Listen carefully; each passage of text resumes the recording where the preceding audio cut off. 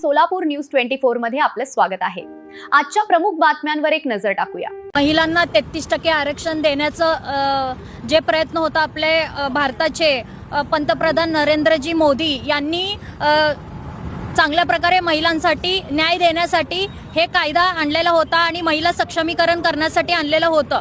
पण तरी सुद्धा आपल्या सोलापूरच्या खासदार प्रणितीताई शिंदे या एक महिला असून महिलांना न्याय देण्याचं काम ते आज करू शकत नाहीयेत, तर त्यांचा विरोध टोटली होत आहे। हे जे काँग्रेसची सरकार आहे हे टोटली महिलांच्या विरोधात आज जे काम करत आहे ते टोटली चुकीचं आहे। आणि आज